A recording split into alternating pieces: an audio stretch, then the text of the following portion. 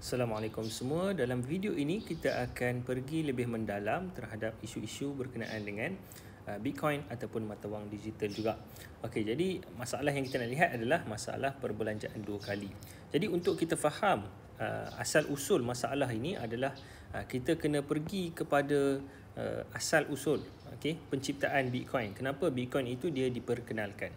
Jadi isu pertama, isu yang paling utama adalah orang nak cuba menghasilkan satu jenis mata wang, mata wang elektronik ataupun digital, mata wang digital, elektronik ataupun digital, samalah, yang tidak berpusat, yang tak berpusat. Jadi ini adalah antara perkara utama yang cuba dihasilkan sebelum Bitcoin itu tercipta. Jadi ini isu yang ketika era 2000 macam tu, ini antara isunya lah sehinggalah Bitcoin berjaya menemui penyelesaiannya.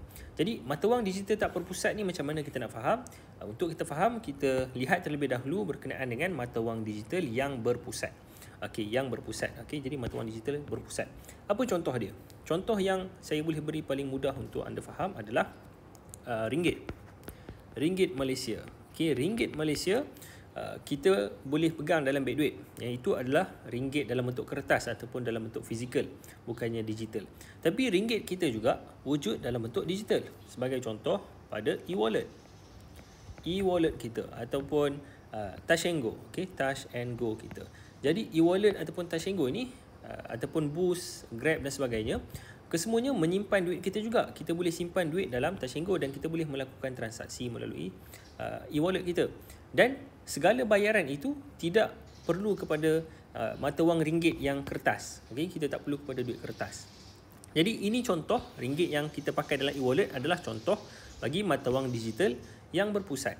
Kenapa dia berpusat? Kerana duit-duit kita ni, ringgit yang dalam bentuk digital, dikawal oleh syarikat yang syarikat e-wallet kita. Sebagai contoh Touch and Go, ataupun saya bagi contoh lagi Boost, Grab dan banyak lagi lah, Duit Now dan sebagainya. Jadi kesemua ini adalah pusat dia, yang mengawal duit ringgit digital kita. Jadi ini isu dia lah. Ini isu yang berkaitan, iaitu yang ini dia berpusat. Kita nak digital yang mata wang digital yang tak berpusat. Untuk kita faham isu masalah perbelanjaan dua kali ini, kita lihat dahulu berkenaan macam mana kita nak belanja dua kali bagi duit yang berpusat. Sebagai contoh, kita pergi ke KFC. Kita pergi ke KFC untuk membeli belah. Dan di KFC itu kita ada dua orang kawan yang menjadi cashier. Contoh ini adalah cashier, ini kawan kita. Alright, ini kawan kita, ini lagi seorang kawan kita yang juga menjadi cashier di KFC. Kita pun pergi kepada kawan kita, kita cakap dekat kawan kita yang pertama A, ini A, kawan kita B. Jadi kita cakap dekat A, kita nak beli ayam. Satu baket ayam RM50, RM50. Kita nak beli kat dia RM50 satu baket ayam. Kita pergi ke B, kita juga cakap benda yang sama. Kita nak beli ayam baket RM50. Jadi kita berkomplot dengan kawan kita A dan B ni untuk kita laksanakan perbelanjaan dua kali. Macam mana kita nak buat itu? Caranya adalah kawan kita ni, kita bagi tahu kat mereka, kita nak bayar gunakan Touch and Go, ataupun apa-apa e-wallet yang boleh scan saja. Yang dia bagi QR code, dia ada bagi kod QR tu, segala kod dia. Jadi kita tunjukkan sahaja kod ini, mereka boleh scan, dan akan masuk ke dalam sistem untuk tolak duit kita dalam Touch and Go.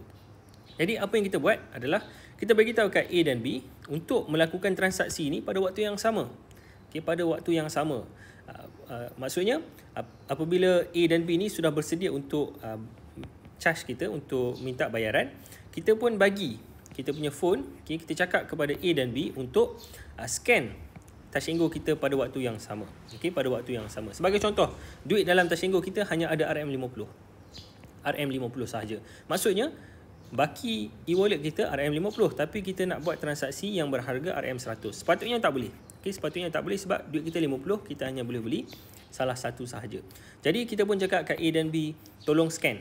Tolong scan ni untuk bayar, tapi perlu scan pada waktu yang sama sebab kita nak cuba buat perbelanjaan dua kali. Dua kali maksudnya kita buat dua perbelanjaan pada waktu yang sama. Menggunakan contoh macam inilah Touch and Go. Jadi apabila A dan B scan, bila dia dah scan, maksudnya berlakulah transaksi itu, okey, akan masuk dalam sistem Tashengo. Cuma dalam isu ini, okey, isu ini untuk Tashengo, untuk e-wallet lah, okey, bukan Tashengo saja, untuk mana-mana e-wallet, apa yang akan berlaku adalah segala transaksi ini akan direkodkan ke dalam Tashengo. Okey, dan Tashengo akan semak berapa banyak baki kita. Kita hanya ada RM50, tapi kita diminta untuk bayar untuk RM50 2 kali ganda. Okey, kali 2. Kenapa kali 2? Sebab 2 kali transaksi. Jadi Tashengo dia akan halang lah daripada berlakunya transaksi ini kerana baki kita RM50, tapi kita nak buat bayaran untuk harga RM50 kali 2, okey, ataupun RM100. Maka apa yang Tashengo boleh buat adalah, sebagai contoh, dia hanya charge yang mana yang sampai dahulu. Contoh, bayaran dari A yang sampai dahulu, maka dia akan charge yang ini. Manakala untuk B, disebabkan selepas kita buat A, duit kita tinggal RM kosong, maka yang B ini akan tertolak lah kerana tak cukup baki. Ataupun Tashengo boleh juga reject kedua-duanya, okay, tak terima kedua-duanya. Jadi yang ini adalah contoh perbelanjaan 2 kali, tapi diselesaikan. Macam mana dia diselesaikan? Adalah melalui Tashengo. Okay, kerana Tashengo yang akan lihat apa transaksi yang ada, apa yang berlaku semua ini, dan dia akan menghalang lah kalau berlakunya perbelanjaan 2 kali. Cuma isu yang kita sebutkan ini adalah untuk mata wang digital yang berpusat. Okay, yang berpusat kerana Tashengo ni adalah sebuah pusat, institusi ataupun syarikat yang mengawal duit digital kita ini. Jadi yang itu kita tak mahu. Okay, apa yang kita mahu adalah mata wang digital yang tak berpusat. Okay, jadi saya harap anda nampaklah isu dia. Isu dia adalah kalau kita buat benda yang sama untuk mata wang digital yang tak berpusat, maksudnya dekat sini Tashengo tak ada dah. Tak ada siapa dah yang main peranan untuk halang kita. Jadi macam mana perbelanjaan 2 kali ini diselesaikan? Okay, untuk itu kita sambung pada video yang seterusnya untuk tengok macam mana Bitcoin dia menghalang daripada masalah perbelanjaan 2 kali. Kita jumpa lagi.